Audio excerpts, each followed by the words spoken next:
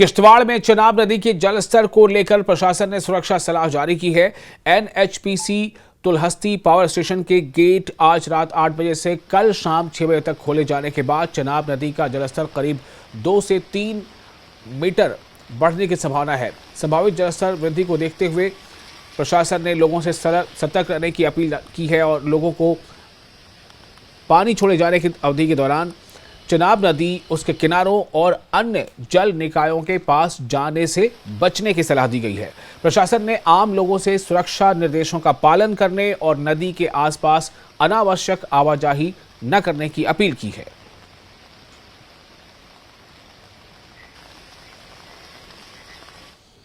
गुरेज घाटी में एलओसी के बीच स्थित शीना कल्चरल सेंटर, जिसे स्थानीय लोग शिनौर मेरस के नाम से जानते हैं, दर्शन समुदाय के सांस्कृतिक विरासत को संजोने का काम कर रहा है। भारतीय सेना के सहयोग से स्थापित इस केंद्र का उद्घाटन 2023 में उपराज्यपाल मनोज सिन्हा ने किया था। किशनगंगा नदी के किनारे बना ये केंद्र पर्यटकों को गुरेज की भाषा, परंपराओं, इतिहास, लोक कथाओं और जीवन शैली से रूबरू कराता है। देश के विभिन्न हिस्सों के साथ विदेशी पर्यटक भी यहां पहुंचते हैं। आगंतुकों ने केंद्र की सराहना करते हुए इससे लुप्त होती विरासत को बचाने और गुरेज की समृद्ध संस्कृति को देश दुनिया से जोड़ने वाली अहम पहल बताया।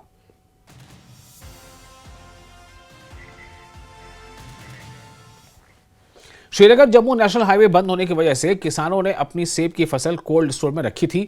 अब पहली क्वालिटी के सेब तैयार होने के बाद उन्हें स्टोर से निकालने का काम शुरू हो गया है। हालांकि किसानों को कोल्ड स्टोर मालिकों की मनमानी की चिंता सता रही है। पुलवामा फ्रूट ग्रोवर्स एसोसिएशन के अध्यक्ष जावेद अहमद ने बताया कि इस साल स्टोर से निकाले गए करीब 40% सेब खराब मिले। उन्होंने आरोप लगाया कि पिछले साल स्टोर मालिकों की मनमानी के चलते सेब से लदी गाड़ियां कई दिनों तक सिडको इंडस्ट्रियल एस्टेट लसीपुरा की सड़कों पर खड़ी रहीं। किसानों ने चेतावनी दी है कि इस साल भी ऐसी स्थिति बनी तो कोल्ड स्टोर मालिकों के खिलाफ सख्त कार्रवाई की जाएगी।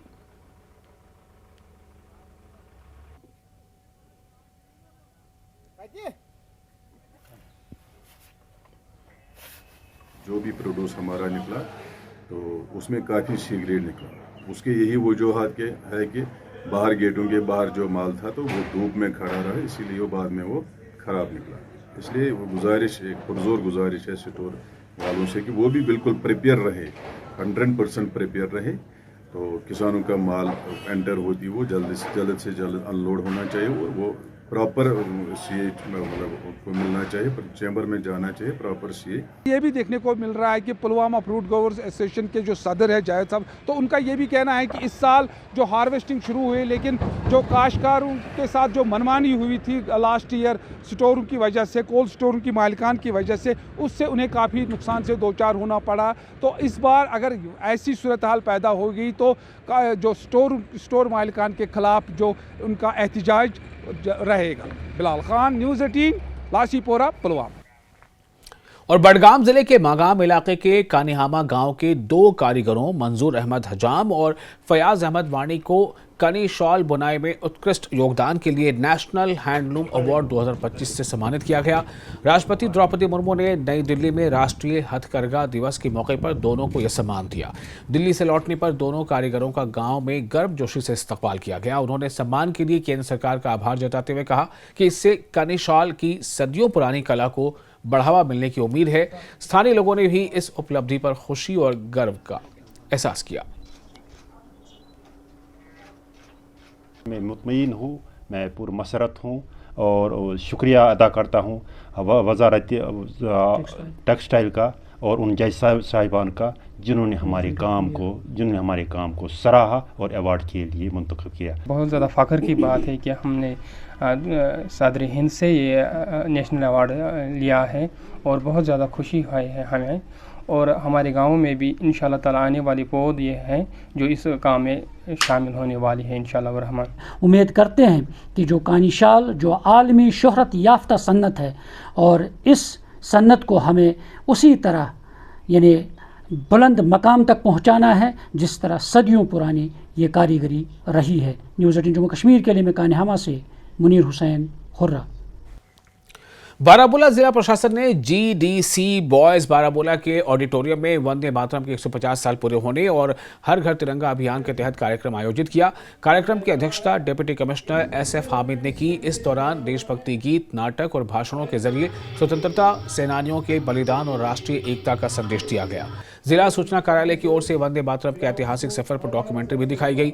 DC ने कहा कि हर घर तिरंगा केवल ध्वज फहराने तक सीमित नहीं, बल्कि तिरंगे के मूल्यों को समझने का अवसर है। उन्होंने युवाओं से माई भारत पोर्टल पर पंजीकरण कर नशा मुक्त भारत अभियान से जुड़ने की अपील की।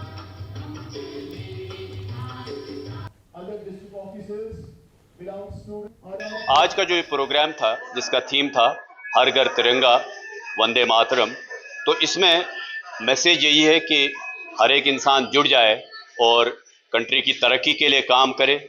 हर एक इंसान अपने हुकूक ढूंढे, लेकिन हुकूक के साथ साथ अपनी जिम्मेवारी का भी एक एहसास रखे कि हमारे बुजुर्ग, बच्चे, औरतें, सबका एक बनता है एक कर्तव्य कि वो हमारे कंट्री के लिए अपना योगदान दें, कंट्रीब्यूशन दें। तो वही थीम पर हमने काफ़ी सारे बच्चे यहाँ पर बुलाए हैं, स्कूलों के बच्चे हैं, फैकल्टी मेंबर्स हैं, डिस्ट्रिक्ट ऑफिसर्स हैं, और जिन्होंने इस ख्याल को बिल्कुल एक मुहक्कम ख्याल दिया और इस बात का प्लेज किया गया कि 15 अगस्त के साथ साथ हम एक अच्छी तरक्की की शुरुआत करेंगे। और आपको बता दें कि डोडा के थात्री सब डिवीजन के खारा इलाके से 3 लड़कों के लापता होने का मामला सामने आया है। जानकारी के मुताबिक समीर अहमद 16 साल, आकिब अली 19 साल और दानिश 19 साल और साइब अरफात 1 अगस्त 2026 की रात करीब 8 बजे से लापता है। साइब अरफात जम्मू के निक्की तवी जावेद नगर में रहता था। परिजनों ने थात्री डोडा और सतवारी जम्मू पुलिस थाने में शिकायत दर्ज कराई है। हालांकि अब तक तीनों के बारे में कोई जानकारी नहीं मिल सकी है। परिवारों ने लोगों से अपील की है कि किसी को भी तीनों के बारे में जानकारी मिले तो जल्द से जल्द पुलिस या परिजनों से राब्ता करें।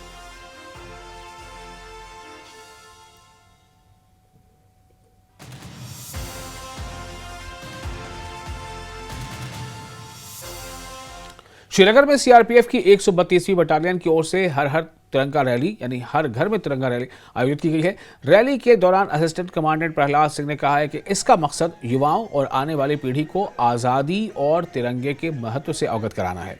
उन्होंने कहा कि स्वतंत्रता हासिल करने के लिए देशवासियों ने बड़ी कुर्बानियां दी हैं, इसलिए युवाओं को देश की संस्कृति का सम्मान करते हुए राष्ट्र निर्माण में योगदान देना चाहिए। उन्होंने बताया कि CRPF श्रीनगर में आंतरिक सुरक्षा के साथ युवाओं में देशभक्ति की भावना जगाने का काम भी कर रही है। साथ ही उन्होंने कहा कि CRPF 24 घंटे देश की सेवा के लिए समर्पित है और सरकार की ओर से सौंपी गई जिम्मेदारियों को पूरी निष्ठा से निभाती रहेगी।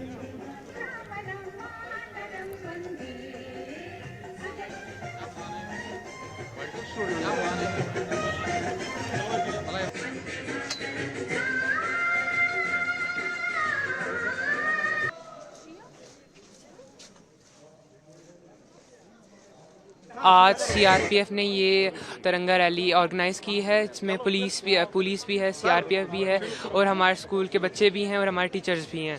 तो आज हमें तिरंगा रैली में जाना है। आज हम यहाँ सुबह आए थे तिरंगा रैली की रैली करने के लिए। ये ऑर्गेनाइज़ किया था CRPF के सिपाहियों ने और आज मैंने ये देखा कि अलग ही यहाँ पे सुबह हम इंडिपेंडेंस डे के पहले ऐसी रैली करते हैं। मेरे को ऐसा पहला एक्सपीरियंस है मेरा और मैंने देखा कि हर कोई जो यहाँ पे स्ट्रीट्स है, हर कोई गली है, यहाँ पे कितनी शांत हो जाती है जब हम यहाँ चल रहे होते हैं। हर वर्ष की भांति इस वर्ष भी हर घर तिरंगा रैली का आयोजन किया गया है। इस तिरंगा रैली का आयोजन से हमारा मैसेज है यूथ को, आने वाले फ्यूचर को, कि वो अपना जो स्वतंत्रता है, जो इंडिपेंडेंस मिली है, उसके महत्व को समझें।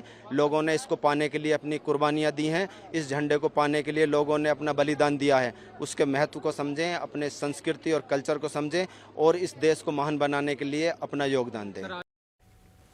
कुपवाड़ा के नॉर्थ कश्मीर स्थित दियोर लोलाब इलाके के 28 वर्षीय परवेज अहमद ने उम्रा के लिए अनोखी यात्रा शुरू की है। परवेज साइकिल से भारत से सऊदी अरब तक का सफर तय करने निकले हैं। उनके साइकिल पर भारतीय तिरंगा भी नजर आ रहा है।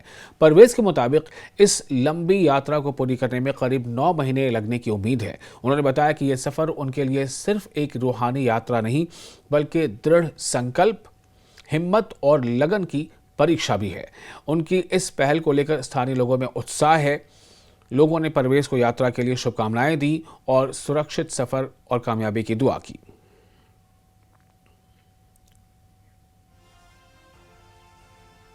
आपका कहां से आप और आपके मन में ये कैसे आया कि आप साइकिल पे सवार होकर उम्राह की अदायगी करेंगे? पहले तो सबको अस्सलाम वालेकुम वरहमतुल्लाहि वबरकातुहू। असल में इस सफ़र का इरादा जो मैंने तकरीबन आज से 4 साल पहले किया था, तो फिर कुछ हालात ऐसे हो गए कि जिसकी वजह से मेरी टांग टूट गई। फिर उस वजह से मैं ये सफ़र अपना कर नहीं पाया। तो इंशाल्लाह फिर पिछले साल मैंने अपना ये साइकिल ख़रीदा, तो उसी उम्र की तैयारी के लिए मैंने फिर कश्मीर में हर जगह राइड की, क्योंकि सफ़र बहुत ही लंबा था। उसके लिए पहले मुझे तैयार होना था, इसलिए पहले मैंने साइकिल जो अपने कश्मीर में चलाई। फिर इस साल रमज़ान में मैंने हर तहज्जुद में अल्लाह ताला से दुआ मांगी और ख़ुसूसन 10 अगस्त का ही दिन मैंने चुना था। तो अल्लाह ताला ने शायद मेरी ये दुआ कबूल कर ली और आज 10 अगस्त को मैं अपने घर से रवाना हो रहा हूँ। इंशाल्लाह ये सफ़र मेरा कश्मीर से बराबर सऊदी अरब तक का रहेगा। इसमें मुझे यहाँ से दिल्ली बाई साइकिल जाना है, फिर दिल्ली से जो है वो मेरी फ़्लाइट रहेगी कज़ाकिस्तान। फिर कज़ाकिस्तान से फिर मेरा जो सफ़र है वो साइकिल पे रहेगा। कज़ाकिस्तान हो गया, उज़्बेकिस्तान है, तजाकिस्तान है, अफ़गानिस्तान है, ईरान है, UAE है और सऊदी अरब। इंशाल्लाह अल्लाह ताला ने चाहा तो ये सफ़र जो मेरा मुकम्मल होगा वो तकरीबन 9 महीने के अंदर ये मेरा सफ़र जो है मुकम्मल होगा। बाकी सब लोगों से यही दुआ है कि इस सफ़र में मेरे लिए दुआ करें।